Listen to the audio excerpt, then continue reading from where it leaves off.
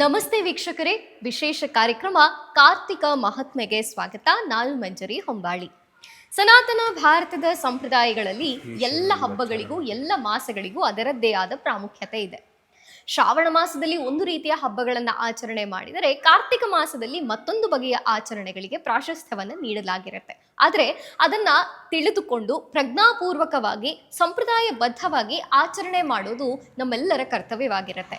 ಏನೆಲ್ಲ ಸಂಪ್ರದಾಯಗಳು ಅಡಗಿವೆ, ಯಾವೆಲ್ಲ ಆಚರಣೆಗಳನ್ನು ಮಾಡಬೇಕಾಗತ್ತೆ, ಆಯಾ ಹಬ್ಬದಲ್ಲಿ ಅಂದರೆ ಆ ಮಾಸದ ಹಬ್ಬಗಳಲ್ಲಿ ಯಾವೆಲ್ಲ ಪ್ರಾಮುಖ್ಯತೆಗಳು ಇರುತ್ತೆ, ಇದೆಲ್ಲವನ್ನ ತಿಳಿಸ್ಕೊಡುವಂತಹ ಕಾರ್ಯಕ್ರಮಕ್ಕೆ ಖ್ಯಾತ ಜ್ಯೋತಿಷಿಗಳು, ಧಾರ್ಮಿಕ ಆಧ್ಯಾತ್ಮಿಕ ಚಿಂತಕರು, ಖ್ಯಾತ ಪುರೋಹಿತರು ಶ್ರೀ ಶ್ರೀನಿವಾಸ್ ಗುರೂಜಿ ಅವರು ನಮ್ಮೊಟ್ಟಿಗಿದ್ದಾರೆ. ಅವ್ರನ್ನ ಕಾರ್ಯಕ್ರಮಕ್ಕೆ ಸ್ವಾಗತಿಸೋಣ.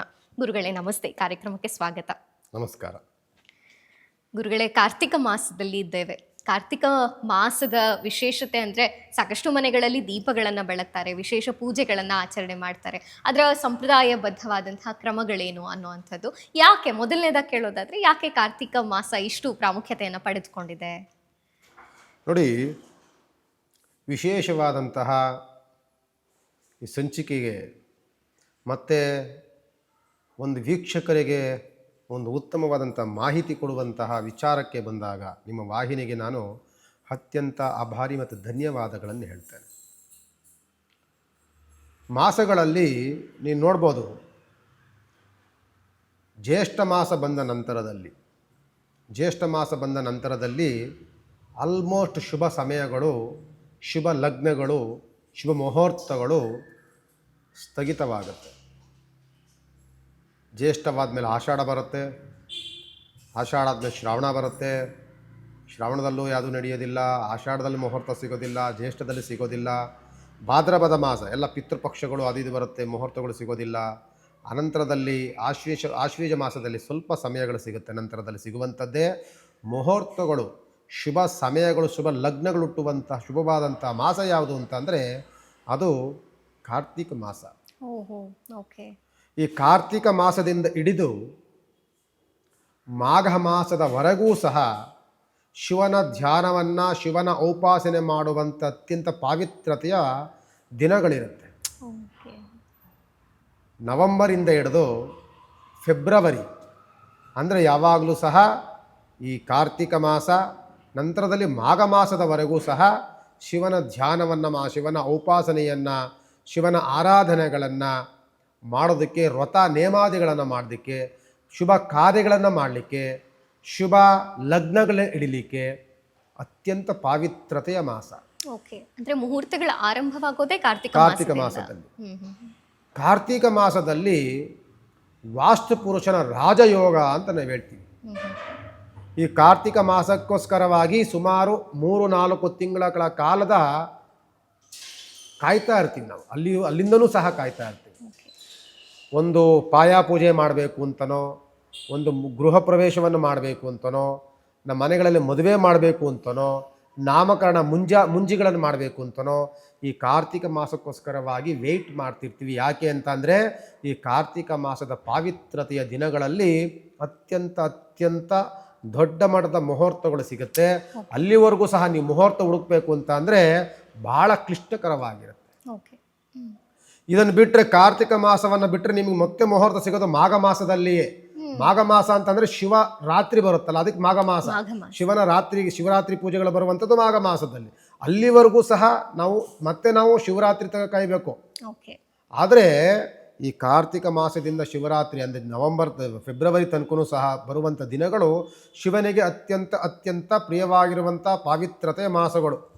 ನಂತರದಲ್ಲಿ ಬರುವಂಥ ದಿನಗಳೆಲ್ಲವೂ ಸಹ ಭಗವಂತನ ಉಪಾಸನೆ ಮಾಡುವಂಥಕ್ಕಿರುವಂಥದ್ದೇ ಶುಭ ದಿನಗಳು. ಅದಕ್ಕೋಸ್ಕರವಾಗಿ ವಾಸ್ತುಪುರುಷನ ರಾಜಯೋಗ, ವಾಸ್ತುಪುರುಷ ನಾವೇನಿರ್ತೀವಿ, ವಾಸ್ತುಪುರುಷ ರಾಜಯೋಗವನ್ನು ಮಾಡ್ತೀವಿ, ದರ್ಬಾರ್ ಅಂತ ಹೇಳ್ತಿರ್ತೀವಿ, ಅದರಲ್ಲಿ ಕುಂತಿರ್ತಾನೆ.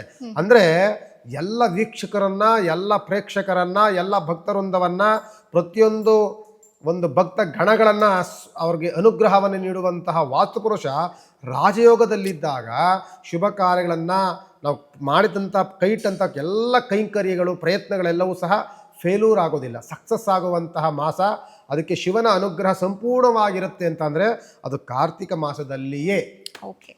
ಅದಕ್ಕೋಸ್ಕರವಾಗಿ ನಾವು ಕಾರ್ತಿಕ ಮಾಸವನ್ನು ಅತ್ಯಂತ ಶಿವನ ಅನುಗ್ರಹಕ್ಕೆ ಪಾತ್ರರಾಗುವಂಥವರು, ಅತ್ಯಂತ ಶುಭ ಕಾರ್ಯಗಳಿಗೆ ಪವಿತ್ರವಾದಂಥ ಮಾಸ ಅನ್ನೋಕ್ಕೋಸ್ಕರವಾಗಿ ನಾವು ಶಿವರಾತ್ರಿ ಕಾರ್ತಿಕ ಮಾಸವನ್ನು ಪ್ರತಿದಿನವೂ ಸಹ, ನೀವು ಕಾರ್ತಿಕ ಮಾಸದಲ್ಲಿ ನೋಡ್ಬೋದು, ಪ್ರತಿದಿನವೂ ಸಹ ಒಂದಲ್ಲ ಒಂದು ದೇವತಾ ಕೈಂಕರ್ಯಗಳು ಮತ್ತು ಮನೆಯಲ್ಲಿ ಶುಭ ಕಾರ್ಯಗಳು ನಡೀತಲೇ ಇರುತ್ತೆ. ಯಾಕೆ ಅಂದರೆ ಕಾರ್ತಿಕ ಮಾಸ ಬಂತು ಅಂತಂದರೆ ಶುಭ ಮಾಸಗಳು ಆರಂಭ ಆಗುತ್ತೆ. ಇನ್ನು ಕಾರ್ತಿಕ ಮಾಸದಲ್ಲಿ ಆಚರಣೆ ಮಾಡಲೇಬೇಕಾದಂತಹ ಹಬ್ಬ ಹರಿದಿನಗಳು, ವಿಶೇಷವಾದಂತಹ ದಿನಗಳು ಯಾವುದಿದೆ ಗುರುಗಳೇ? ಹಬ್ಬ ಹರಿದಿನಗಳು ಅನ್ನೋದಕ್ಕಿಂತಲೂ ಸಹ ಕಾರ್ತಿಕ ಮಾಸದಲ್ಲಿ ಮೊದಲು ಬರುವಂಥದ್ದೇ ದೀಪಾವಳಿ, ನರಕ ಚತುರ್ದಶಿ, ಬಲಿಪಾಡ್ಯಮಿ. ಇವೆಲ್ಲವೂ ಸಹ ದುಷ್ಟರನ್ನು ಸಂಹಾರ ಮಾಡುವಂಥ ಎಲ್ಲ ಸೂಚನೆಗಳನ್ನು ಕೊಡುತ್ತೆ. ನಿಮ್ಗೆ ನೋಡಿ, ಇಲ್ಲಿ ನರಕ ಚತುರ್ದಶಿ ಬರುತ್ತೆ, ಬಲಿಚಕ್ರವರ್ತಿ ಬರುತ್ತೆ. ಎಲ್ಲರೂ ಸಹ ದುಷ್ಟ ಸಂಹಾರವಾದಂತಹ ದಿನಗಳನ್ನು ನೆನಪಿಸುತ್ತೆ. ಅಂದರೆ ಇಲ್ಲಿ ದುಷ್ಟರ ಶಕ್ತಿ ನಡೆಯೋದಿಲ್ಲ, ಇಲ್ಲಿ ನೆಗೆಟಿವ್ ಪ್ರಾಬ್ಲಮ್ ಈ ಕಾರ್ತಿಕ ಮಾಸದಲ್ಲಿ ಬರೋದಿಲ್ಲ. ನಿಮ್ಮ ಮನೆಗೆ ದೃಷ್ಟಿದೋಷಗಳಾಗಲಿ, ಸಣ್ಣ ಪುಟ್ಟ ದೋಷಗಳಾಗಲಿ, ಯಾವುದೇ ಸಣ್ಣ ಪುಟ್ಟ ಯಾವುದೇ ಅವಘಡಗಳಾಗಲಿ ಯಾವುದು ಕಾರ್ತಿಕ ಮಾಸದಲ್ಲಿ ಆಗೋದಿಲ್ಲ. ಅದಕ್ಕೆ ನಾವು ಈ ಸಂದರ್ಭದಲ್ಲಿ ಭಗವಂತನನ್ನು ಸ್ಮರಣೆ ಮಾಡ್ತೀವಿ. ಏನಂತ ಅಂದರೆ, ಈಶನಿನ್ನ ಚರಣ ಭಜನೆ ಆಸೆಯಿಂದ ಮಾಡುವೆನು, ದೋಷ ರಾಶಿ ನಾಶ ಮಾಡೋ ಶ್ರೀಶಕೇಶವ ಅಂತ ಭಗವಂತನ ಧ್ಯಾನ ಮಾಡುವಂತಹ ಶುಭವಾಗಿರುವಂತಹ ಮಾಸ ಕಾರ್ತೀಕ ಮಾಸ. ಕಾರ್ತೀಕ ಮಾಸದಲ್ಲಿ ಶಿವನ ಧ್ಯಾನ ಅತ್ಯಂತ ನಮಗೆ ಫಲಪ್ರದ. ನಮ್ಮ ಹತ್ರ ಸುಮಾರು ಜನಗಳು ಜಾತಕಗಳನ್ನು ತೆಗೆದುಕೊಂಡ್ಬರ್ತಾರೆ.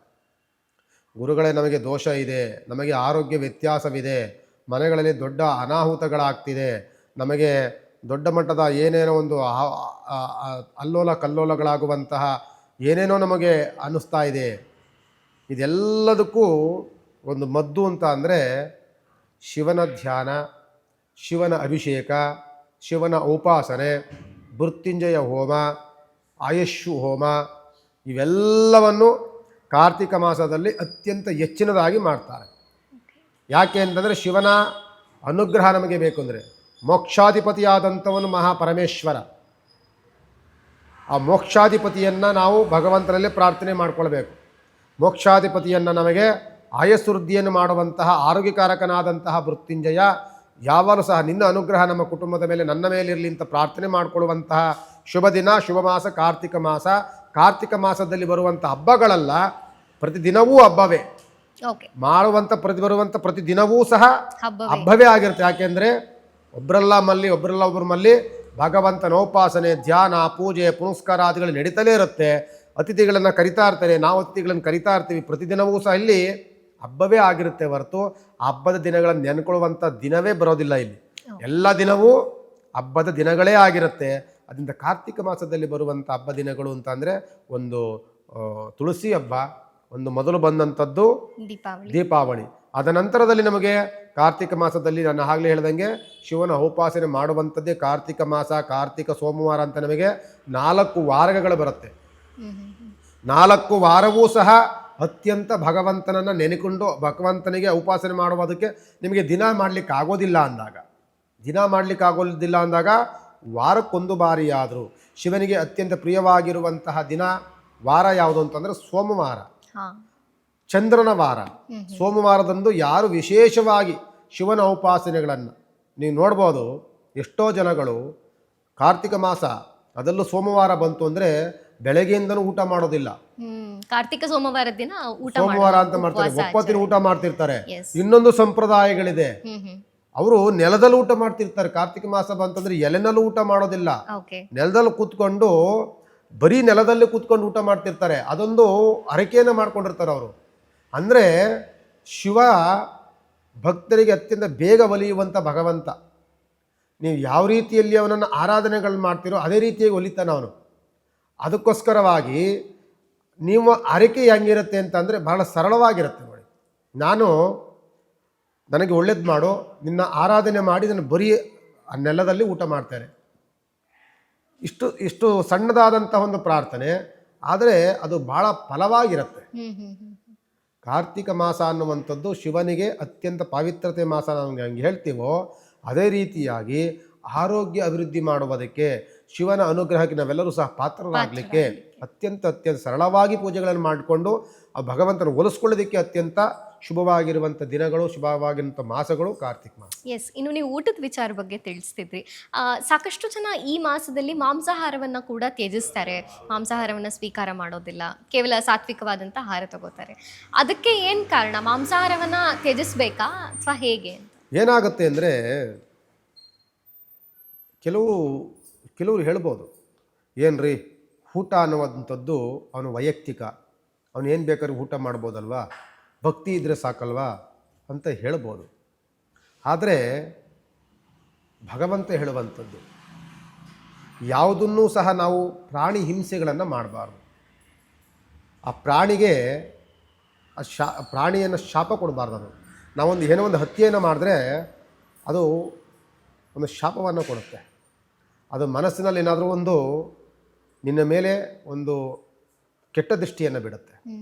ಆಗ ನೀವು ಮಾಡುವಂಥ ಪೂಜೆಗಳಿಗೆ ಅದು ಭಂಗವಾಗುತ್ತೆ. ಹೇಳ್ಬೋದು ನೀವು, ಆ ಪ್ರಾಣಿ ಇರೋದೇ ಅದಕ್ಕಲ್ವೇನ್ರಿ, ಭೋಜನಕ್ಕೆ ಅಲ್ವೇನ್ರಿ ಪ್ರಾಣಿ ಇರೋದು ಅಂತ ಹೇಳ್ಬೋದು. ಆದರೆ ಈ ಸಮಯ ಭಗವಂತನಿಗೆ ಉಪಾಸನೆ ಮಾಡುವಂಥ ಸಮಯ. ಯಾವ ಜೀವಿಯಿಂದಲೂ ಸಹ ನೀವು ಶಾಪಕ್ಕೆ ಗುರಿಯಾಗಬೇಡಿ. ಒಂದು ಸಣ್ಣ ಒಂದು ಜೀವಿಯಿಂದಲೂ ಸಹ ನೀವು ಶಾಪಕ್ಕೆ ಗುರಿಯಾಗಬೇಡಿ ಅನ್ನೋದಕ್ಕೋಸ್ಕರವಾಗಿಯೇ ಮೋಕ್ಷಕಾಲ ಕರೆಕ್ಟ್. ಅದು ಮೋಕ್ಷವನ್ನು ಕೊಡ್ತಾನೆ ಭಗವಂತ, ಮೋಕ್ಷಾಧಿಪತಿಯೇ ಪರಮೇಶ್ವರ.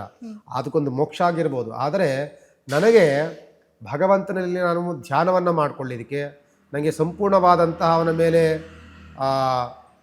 ಏನು ನಾವು ಹೇಳ್ತೀವಿ ಮಗ್ನರಾಗಲಿಕ್ಕೆ, ಪೂಜೆಗಳಿಗೆ ಮಗ್ನರಾಗಲಿಕ್ಕೆ ಲಘು ಆಹಾರವನ್ನು, ಸಾತ್ವಿಕ ಆಹಾರವನ್ನು ತೆಗೆದುಕೊಂಡಾಗಲೇ ಮನುಷ್ಯನೇ ಆ ದೇಹ ಜಡತ್ವವನ್ನು ಕಳ್ಕೊಳ್ಳುತ್ತೆ, ನಿದ್ರೆಯನ್ನು ಅದು ದೂರ ಮಾಡುತ್ತೆ. ನೀವು ಭೋಜನಾದಿಗಳನ್ನು, ಮಾಂಸಾಹಾರಗಳನ್ನು, ಮತ್ತೊಂದು ಸಮೃದ್ಧವಾದಂಥ ಭೋಜನಾದಿಗಳನ್ನು ಮಾಡಿಕೊಂಡ್ರೆ ನಿಮ್ಗೇನಾಗುತ್ತೆ, ಕುಂತಿದ್ದಾಗಲೇ ನಿದ್ರೆ ಬರುತ್ತೆ, ಆಕ್ಲಿಕೆ ಬರುತ್ತೆ, ತೂಗುಡಿಕೆ ಬರುತ್ತೆ, ದೇಹ ಜಡತ್ವವನ್ನು ತಾಡುತ್ತೆ. ಇದನ್ನು ಜಡತ್ವವನ್ನು ದೂರ ಮಾಡುವಂತಹ ಆಹಾರ ತಗೋಬೇಕು ಅಂದರೆ ಸಾತ್ವಿಕವಾದಂತಹ ಸಸ್ಯಾಹಾರವನ್ನು ತೆಗೆದುಕೊಳ್ಬೇಕು. ಅದಲ್ಲೂ ಸಹ ಭಾಳ ಕಡಿಮೆ ಪ್ರಮಾಣದಲ್ಲಿ ತೆಗೆದುಕೊಂಡಾಗ ನಮಗೆ ಎಲ್ಲಿ ಮಗ್ನರಾಗ್ತೇವೆ ನಾವು ಅಂತಂದರೆ ಭಗವಂತನಲ್ಲಿ ಮಗ್ನರಾಗ್ತೇವೆ, ಭಗವಂತನ ಪೂಜಾ ಕೈಂಕರ್ಯಕ್ಕೆ ಮಗ್ನರಾಗ್ತೇವೆ, ನಾವು ಮಾಡುವಂಥ ವ್ರತ ನೇಮಾದಿಗಳಿಗೆ ಮಗ್ನರಾಗಿರ್ತೇವೆ. ನಮ್ಮ ಏಕಾಗ್ರತೆ ಎಲ್ಲಿಗೆ ಬರುತ್ತಾಗ ಉಪವಾಸ ಅಂತ ಹೇಳ್ತಿರ್ತೀವಿ. ಉಪ ಅಂತ ಅಂದರೆ ಏನು ಅಂದರೆ, ಉಪವಾಸ ಅಂದರೆ ಸ್ವಲ್ಪ, ವಾಸ ಅಂದರೆ ಹತ್ತಿರ, ಸ್ವಲ್ಪ ಭಗವಂತನಿಗೆ ಹತ್ತಿರವಾಗುವಂಥದ್ದು. ಉಪವಾಸ ಅಂದರೆ ಬರೀ ಊಟ ಮಾಡದೇ ಇರೋದಲ್ಲ, ಊಟ ಮಾಡೋದಲ್ಲ. ಉಪ ಅಂತಂದರೆ ಸ್ವಲ್ಪ, ನಾನು ವಾಸ ಭಗವಂತನಿಗೆ ನಾನು ಸ್ವಲ್ಪ ದಿವಸ, ನಾನು ಸ್ವಲ್ಪ ಸಮಯ ವಾಸ ಹತ್ರಕ್ಕೆ ಬರ್ತೀನಿ, ಭಗವಂತನಿಗೆ ಹತ್ರಕ್ಕೆ ಬರ್ತೀನಿ ಅಂತ ಅಂದರೆ ನೀವು ಅದನ್ನೆಲ್ಲೂ ಸಹ ಉಪವಾಸ, ನೇಮ, ನಿಯಮ, ಕ್ರಮ, ಶ್ರದ್ಧೆ, ಭಕ್ತಿ ಜೊತೆಲಿ ಭಕ್ತಿ ಜೊತೆಲಿ ಪ್ರೀತಿ ಇವೆಲ್ಲವೂ ಬರಬೇಕು. ಎಲ್ಲವೂ ಬಂದು ಮಾಡಿದಾಗಲೇ ಅದು ಭಗವಂತನಿಗೆ ಒಲಿಯುವಂಥದ್ದು. ನೀವು ಭಕ್ತಿ ಇಲ್ಲ, ಪ್ರೀತಿ ಇಲ್ಲ, ಭಯವಿಲ್ಲ, ಯಾವುದೂ ಇಲ್ಲ ಅಂತ ಅಂದಾಗ, ಏನೋ ನನ್ನ ಕಾಟಾಚಾರಕ್ಕೆ ಮಾಡಬೇಕು ಅಂತಂದಾಗ ಅವಶ್ಯಕತೆ ಇಲ್ಲದ ಪೂಜೆ ಅದು. ಅವಶ್ಯಕತೆ ಇಲ್ಲ, ಬೇಕಾಗಿಲ್ಲ, ಮಾಡಬೇಕಾಗಿಲ್ಲ, ಏನು ಬೇಕಾದ್ರೂ ಮಾಡ್ಕೊಂಡು ತಿನ್ಬೋದು. ಆದರೆ ನೀನು ಧ್ಯಾನವನ್ನು ಮಾಡ್ತೀಯಾ, ಭಗವಂತನಿಗೆ ಉಪಾಸನೆಯನ್ನು ಮಾಡ್ತೀಯಾ, ಅವ್ರ ವ್ರತ ನೇಮಾದಿಗಳನ್ನು ಮಾಡ್ತೀಯಾ, ಮಾಡದೇ ಉಂಟು, ಕ್ರಮವಾಗಿ ಮಾಡು ಅಷ್ಟೇ. ನೀವು ಒಪ್ಪತ್ತಿನ ಊಟ ಮಾಡ್ತಾರೆ ಸುಮಾರು. ನೀವು ಶಿವಭಕ್ತರನ್ನು ನೋಡಿದ್ರೆ, ನನ್ನ ತಾಯಿ ಶಿವಭಕ್ತೆ, ನಾವು ವಿಷ್ಣು ಆರಾಧಕ ನಾನು, ಆದರೆ ನಮ್ಮ ತಾಯಿ ಶಿವಭಕ್ತೆ. ಯಡಿಯೂರು ಸಿದ್ಧಲಿಂಗೇಶ್ವರ ಶಿವಭಕ್ತಿ ನನ್ನ ತಾಯಿ. ಒಂದು ವಾರವೂ ಸಹ ಆಕೆ ಪೂಜಾದಿಗಳನ್ನು, ಉಪವಾಸವನ್ನು, ನೇಮಾದಿಗಳನ್ನು ತಪ್ಪಿಸೋದೇ ಇಲ್ಲ. ಅವ್ರು ತಪ್ಪಿಸಿದ್ರೆ ಅಕಸ್ಮಾತ್ ಏನಾರ ಸ್ವಲ್ಪ ಸಣ್ಣ ಲೋಪದೋಷಗಳು ಬಂದರೆ 2 ಕಿವಿಗಳು ಸೋರಲಿಕ್ಕೆ ಪ್ರಯತ್ನ ಮಾಡುತ್ತೆ. ಇಮಿಡಿಯೇಟ್ಲಿ ಅವರು ಒಂದು ಅರಕೆಯನ್ನು ಮಾಡ್ಕೊಳ್ತಾರೆ, ಇಮಿಡಿಯೇಟ್ಲಿ ದೇವಸ್ಥಾನಕ್ಕೆ ಹೋಗೋದು ಪ್ರಯತ್ನವನ್ನು ಮಾಡ್ತಾರೆ. ಅಂದರೆ ಅವ್ರ ಮನಸ್ಥಿತಿಯೂ ಹಾಗೇ ಇರುತ್ತೆ. ಆ ಭಗವಂತನ ಅವರು ಮುಂಚೆಯಿಂದನೂ ಅದು ಬಂದ್ಬಿಟ್ಟಿದೆ ಅವರಿಗೆ.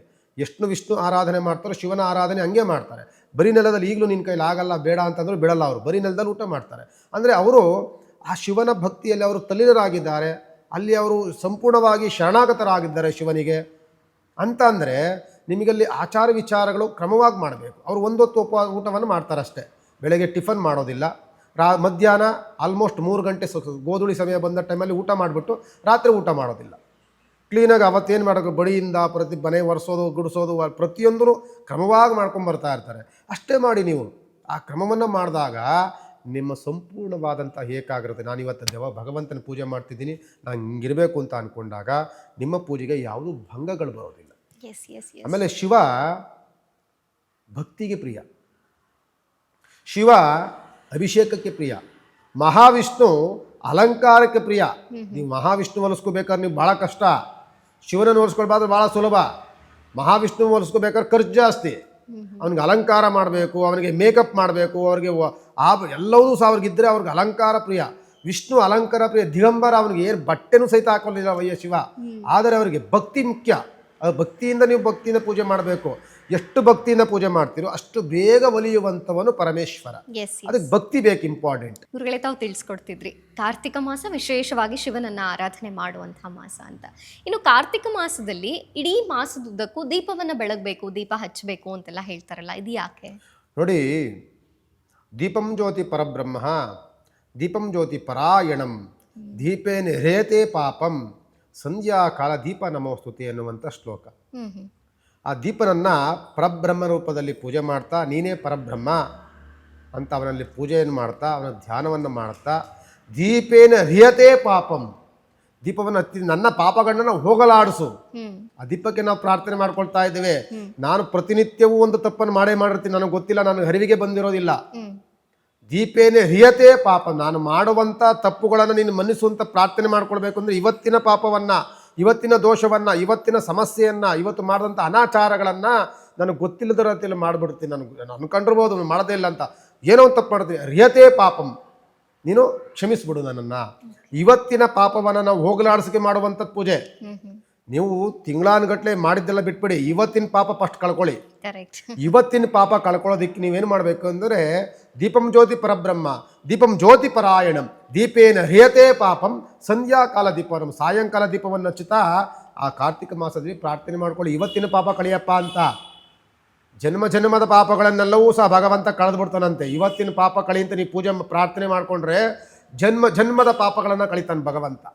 ಅದಕ್ಕೋಸ್ಕರವಾಗಿ ಕಾರ್ತಿಕ ಮಾಸದಲ್ಲಿ ದೀಪವನ್ನು ಏನಕ್ಕೆ ಬೆಳಗುತ್ತೀವಿ ಅಂತಂದರೆ, ಒಂದು ಕತ್ತಲೆ ಇರುತ್ತೆ ಅಂತೇಳಿ, ಕತ್ತಲೆಯ ಕೋಣೆ, ಅಲ್ಲೋಗೊಂದು ದೀಪ ಹಚ್ಚಿದ್ರೆ ಏನಾಗುತ್ತೆ? ಬೆಳಕಾಗುತ್ತೆ. ಕತ್ತಲೆಯನ್ನು ಹೋಗಲಾಡಿಸುತ್ತೆ. ಖಂಡಿತ. ಕತ್ತಲೆ ಹೋಗಿ ಬೆಳಕು ಬರುತ್ತೆ. ನಿಮ್ಮ ಜೀವನದಲ್ಲಿರುವಂಥ ಕತ್ತಲೆಯನ್ನು ಹೋಗಲಾಡಿಸಿ ಬೆಳಕನ್ನು ನೀಡುವಂಥದ್ದು ದೀಪ. ಅದಕ್ಕೋಸ್ಕರ ದೀಪ ಹಚ್ಚಿ. ನಿಮ್ಮ ಕತ್ತಲೆ ಇರುವಂಥ ನಿಮ್ಮ ಅಂಧಕಾರವನ್ನು ಹೋಗಿಸುತ್ತೆ. ನಿಮ್ಮ ಜೀವನದ ಕತ್ತಲೆಗಳು ಯಾವ ಕತ್ತಲೆ? ಕಷ್ಟ ಅನ್ನುವಂಥ ಕತ್ತಲೆ, ನೋವು ಅನ್ನುವಂಥ ಕತ್ತಲೆ, ಅನಾರೋಗ್ಯ ಅನ್ನುವಂಥ ಕತ್ತಲೆ, ಶತ್ರುಬಾಧೆ ಅನ್ನುವಂತಹ ಕತ್ತಲೆ, ದೃಷ್ಟಿದೋಷ ಅನ್ನುವಂತಹ ಕತ್ತಲೆ, ನಾನಾ ರೀತಿ ಸಮಸ್ಯೆ ಎನ್ನುವಂಥ ಕತ್ತಲೆಯನ್ನು ಹೋಗಲಾಡಿಸಿ ಎಲ್ಲ ಬೆಳಕನ್ನು ನೀಡುವಂಥವನು ಆ ದೀಪ ಜ್ಯೋತಿ. ಅಂತಹ ದೀಪವನ್ನು ಹಚ್ಚೋದ್ರಿಂದ ನಿಮ್ಮ ಕಷ್ಟಗಳ ಅನ್ನುವಂಥ ಕತ್ತಲೆ ಹೋಗುತ್ತೆ. ಇದನ್ನೆಲ್ಲವೂ ಸಹ ಹೋಗಲಾಡಿಸುವಂಥ ಶಕ್ತಿ ಇರುವಂಥದ್ದು ದೀಪಕ್ಕೆ. ದೀಪ ಅನ್ನುವಂಥದ್ದು ಎಲ್ಲ ದೇವತೆಗಳ ಸಾಂಕೇತಿಕವಾಗಿರುವಂಥದ್ದು. ನಾವು ಮೊದಲು ದೀಪವನ್ನು ಹಚ್ಚಬೇಕಾದ್ರೆ ಭಕ್ತಿಪೂರ್ವಕವಾಗಿ ನಾವು ಪೂಜೆ ಮಾಡ್ತಿರ್ತೀವಿ. ಈಗ ಆಸನಾಂಬೆ ಪೂಜೆಯನ್ನು ಮಾಡಿದ್ವಿ. ಆಸನಾಂಬೆ ಪೂಜೆಯನ್ನು ಮಾಡಬೇಕಾದ್ರೆ ಆಸನಾಂಬೆ ದೇವಿಗೆ ಮೊದಲು ನಾವು ನೋಡುವಂಥದ್ದು ದೀಪ. ದೀಪ 1 ವರ್ಷಗಳ ಕಾಲ ಆರದೇ ಇರುವಂಥ ದೀಪ ಅದು. ಅಂದರೆ ದೇವಿಯ ಶಕ್ತಿ ಎಷ್ಟೇ ಇರುತ್ತೆ ಅಲ್ಲಿಗೆ.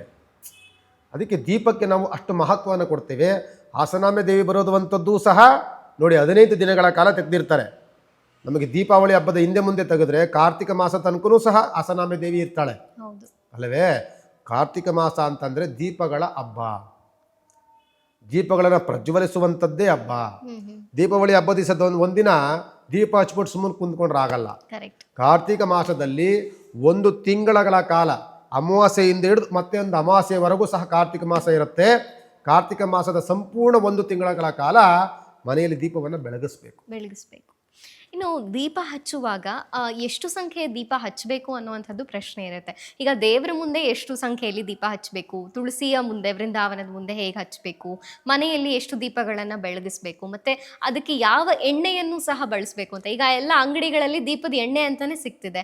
ಆದರೆ ಕೆಲವು ಕಡೆ ಪುರೋಹಿತರು ತಿಳಿದವರು ಹೇಳೋ ಹಾಗೆ ಕೆಲವು ಕಡೆ ಎಳ್ಳೆ ಎಣ್ಣೆಯನ್ನು ಬಳಸಿ ಅಂತ ಹೇಳ್ತಾರೆ, ಕೆಲವೊಂದು ಕಡೆ ಈ ಕಡಲೆಕಾಯಿ ಎಣ್ಣೆಯನ್ನು ಬಳಸಿ ಅಂತ ಹೇಳ್ತಾರೆ. ಯಾವುದು ಶ್ರೇಷ್ಠ ಗುರುಗಳೇ? ನೋಡಿಮ್ಮ, ದೀಪವನ್ನು ಪ್ರಜ್ವಲಿಸಬೇಕಾದ್ರೆ ಮುಖ್ಯವಾಗಿ ನಾನು ಹೇಳುವಂಥದ್ದು ಇಷ್ಟೆಲ್ಲವೂ ಸಹ ನಾವು ಹೇಳಿದ್ವಲ್ಲ, ದೀಪಗಳಿಗೆ ಪಾವಿತ್ರತೆಯನ್ನು ಕಾಣುವಂಥದ್ದು ಮಣ್ಣಿನ ದೀಪ. ಮಣ್ಣಿನ ದೀಪಕ್ಕಿಂತಲೂ ಪಾವಿತ್ರತೆ ನಿಮಗೆಲ್ಲೂ ಸಿಗೋದಿಲ್ಲ. ಚಿನ್ನದಲ್ಲಿ ದೀಪ ಮಾಡಚ್ಚಿ ಮಣ್ಣಿನಷ್ಟು ಪಾವಿತ್ರತೆ ಅನ್ನೋದು ತಗೊಳ್ಳೋದೇ ಇಲ್ಲ ಅದು. ಬೆಳ್ಳಿ ದೀಪಗಳನ್ನು ಹಚ್ಚಿ ಮಣ್ಣಿನ ದೀಪವನ್ನು ಮಾಡುವಂಥ ಪಾವಿತ್ರತೆ ತೆಗೆದುಕೊಳ್ಳೋದಿಲ್ಲ ಅದು. ಪಂಚಭೂತಗಳಲ್ಲಿ ಸಿಗುವಂಥ, ನಮಗೆ ಅತ್ಯಂತ ಬೇಗ ಸಿಗುವಂಥ ಭೂಮಾತೆಯಲ್ಲಿ ಸಿಗುವಂಥದ್ದು ನಮಗೆ ಮಣ್ಣು. ಆ ಮಣ್ಣಿಂದ ಸಿಗುವಂಥ ದೀಪ ಅತ್ಯಂತ ಪಾವಿತ್ರತೆಯ ದೀಪ.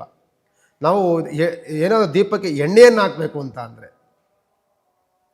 ಪ್ರತಿಯೊಂದು ಆಹಾರಕ್ಕೆ ಸೇವಿಸುವಂಥ ಎಣ್ಣೆಗಳನ್ನು ಹಾಕ್ಬೋದು ನೀವು. ಆಹಾರವನ್ನು ಸೇವಿಸುವಂತಹ ಎಣ್ಣೆ, ಅದರಲ್ಲಿ ಎಳ್ಳೆಣ್ಣೆಯನ್ನು ನಾವು ಆಹಾರಕ್ಕೆ ಸೇವಿಸ್ಕೊಳ್ಳೋದುಂಟು, ಕೊಬ್ಬರಿ ಎಣ್ಣೆಯನ್ನು ಆಹಾರಕ್ಕೆ ಸೇವಿಸ್ಕೊಳ್ಳೋದುಂಟು. ಆಮೇಲೆ ನಾವು ಏನೇನು ಆಹಾರಕ್ಕೆ ಸೇವಿಸ್ಕೊಳ್ತೀವೋ ಯೋಗ್ಯವಾಗಿರುವಂಥ ಎಣ್ಣೆಯನ್ನು ಹಾಕಬೇಕು.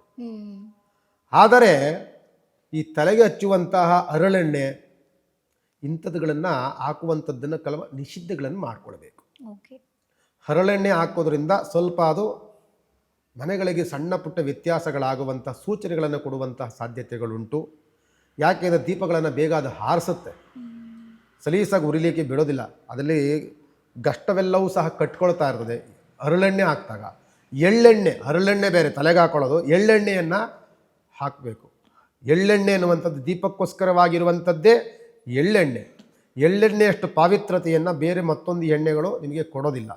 ಅದರಿಂದ ಇದೆಲ್ಲವೂ ಕಲಬೆರಕೆಯೇ. ಆದರೆ ಆದಷ್ಟು ಸಹ ಎಳ್ಳೆಣ್ಣೆಯನ್ನು ನಾವು ದೀಪಕ್ಕೆ ಹಚ್ಚೋಣ. ಹಚ್ಚಬೇಕಾದ್ರೆ ಮನೆಯ ಮುಂಭಾಗದಲ್ಲಿ 2 ದೀಪಗಳನ್ನು, ತುಳಸಿ ದೇವಿಯಲ್ಲಿ 2 ದೀಪಗಳನ್ನು, ನಮ್ಮ ಮನೆಯ ಕೋಣೆಯಲ್ಲಿ ದೇವರ ಮನೆಯಲ್ಲಿ 2 ದೀಪಗಳನ್ನು ಹಚ್ಚಬೇಕು. ಎಷ್ಟಾಯಿತು? 6 ದೀಪಗಳಾಯಿತು. ಒಂದೊಂದು ದೀಪಕ್ಕೂ ಒಂದೊಂದು ಸಂಖ್ಯೆನ ನಾವು ಹೇಳ್ತೇವೆ. ಒಂದು ದೀಪವನ್ನು ಹಚ್ಚಬೇಕಾದ್ರೆ ಕೇವಲ ಒಂದೇ ಹಚ್ಚಿ ಕಾಮಾಕ್ಷಿ ದೀಪವನ್ನು ನೀವು 3 ಹಚ್ಚಕ್ಕೆ ಹೋಗಬೇಡಿ. ಒಂದನ್ನು ಹಚ್ಚಿದರೆ ಸೂರ್ಯ ಅಂತ ತೆಗೆದುಕೊಳ್ತೇವೆ. ಒಂದು ದೀಪವನ್ನು ಹಚ್ಚುವಂಥದ್ದು ಸೂರ್ಯನಿಗೆ ಸಮನಾಗಿರುವಂಥದ್ದು ಒಂದು ಕಾಮಾಕ್ಷಿ ದೀಪ. 2 ದೀಪವನ್ನು ಹಚ್ಚೋದ್ರಿಂದ ಚಂದ್ರನಿಗೆ ಸಮನಾಗಿರುವಂಥದ್ದು. ಅಂದರೆ ಸದಾಕಾಲ ಪ್ರಜ್ವಲಿಸಿ ಶಾಂತಿತೆಯನ್ನು ಕೊಡುವಂಥದ್ದು 2 ದೀಪಗಳು.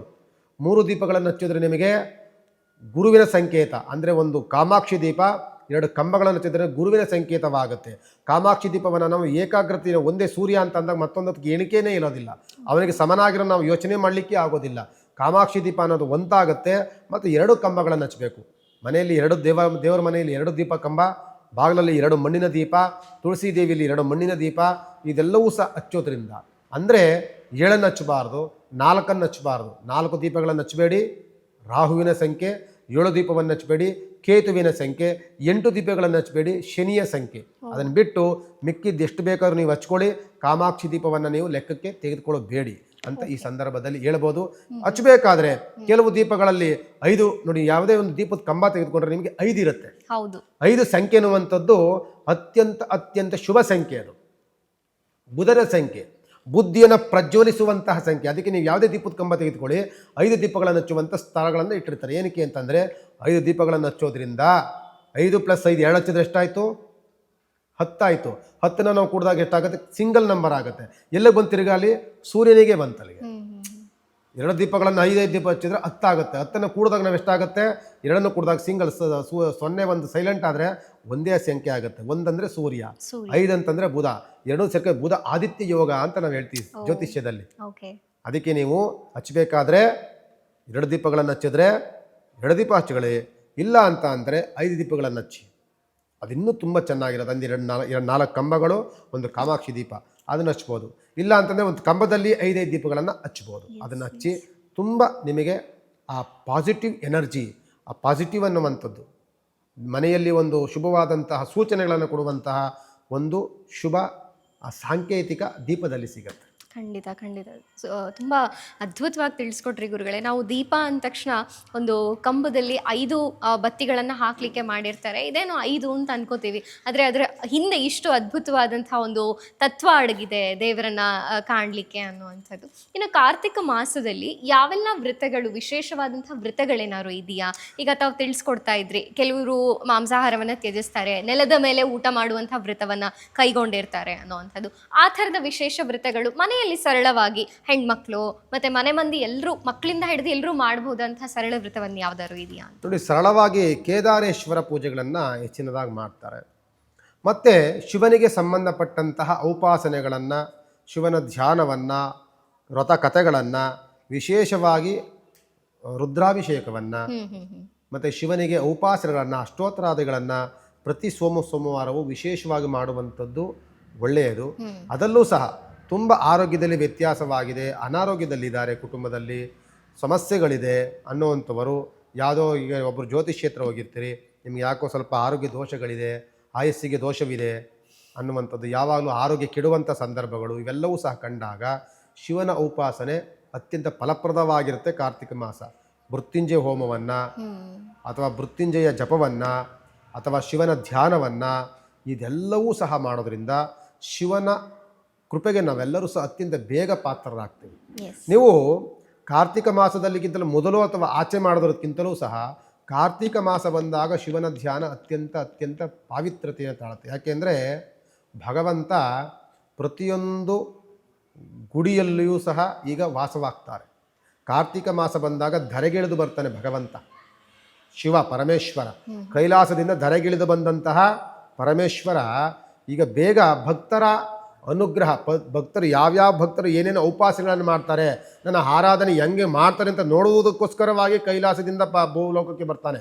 ಓಕೆ. ಆದ್ದರಿಂದ ನಾವೆಲ್ಲರೂ ಸಹ ಈ ಕಾರ್ತಿಕ ಮಾಸ ಬಂತು ಅಂತ ಅಂದಾಗ ಶಿವನ ಉಪಾಸನೆಯನ್ನು, ಶಿವನ ಧ್ಯಾನವನ್ನು ಖಂಡಿತವಾಗಿ ಎಲ್ಲರೂ ಸಹ ಮಾಡೋಣ. ಖಂಡಿತ ಗುರುಗಳೇ, ಕಾರ್ತಿಕ ಮಹಾತ್ಮೆಯನ್ನು ಬಹಳ ಸುಂದರವಾಗಿ ತಿಳಿಸ್ಕೊಟ್ಟಿದ್ದೀರಿ. ಅದರ ಹಿನ್ನೆಲೆ ಏನು, ಮಹತ್ವ ಏನು, ನಾವೆಲ್ಲ ಸರಳವಾಗಿ ಹೇಗೆ ಅದನ್ನು ಆಚರಣೆ ಮಾಡಿ ಬಹಳ ದೊಡ್ಡ ಫಲಗಳನ್ನು ಪಡಿಬಹುದು ಅನ್ನೋದಂಥದ್ದು. ಎಲ್ಲ ಮಾಹಿತಿಗಾಗಿ ಧನ್ಯವಾದಗಳು. ಸರ್ವೇ ಜನ ಸುಖಿನೋ ಭವಂತು, ಲೋಕ ಸಮಸ್ತ ಸುಖಿನೋ ಭವಂತು. ಎಸ್ ವೀಕ್ಷಕರೇ, ಕಾರ್ತಿಕದ ಮಹಾತ್ಮೆ, ಕಾರ್ತಿಕ ಮಾಸ ಎಷ್ಟು ಶ್ರೇಷ್ಠವಾಗಿದೆ, ಶಿವನ ಭಕ್ತಿಯನ್ನು ಮಾಡಲಿಕ್ಕೋಸ್ಕರ ಕಾರ್ತಿಕ ಮಾಸದಲ್ಲಿ ಯಾವೆಲ್ಲ ಆಚರಣೆಗಳನ್ನು ಮಾಡಬಹುದು, ದೀಪಗಳನ್ನು ಬೆಳಗಿಸಬಹುದು, ಎಲ್ಲ ಮಾಹಿತಿಯನ್ನು ಗುರುಜಿಯವರು ತಿಳಿಸ್ಕೊಟ್ಟಿದ್ದಾರೆ. ಇದಾಗಿತ್ತು ಈ ಹೊತ್ತಿನ ವಿಶೇಷ ಕಾರ್ತಿಕ ಮಹಾತ್ಮೆ. ನೋಡ್ತಾ ಇರಿ ಅಶ್ವವೇಗ ಸುದ್ದಿವಾಹಿನಿ. ಇದು ಸತ್ಯಾನ್ವೇಷಣೆಯ ಊಟದಲ್ಲಿ.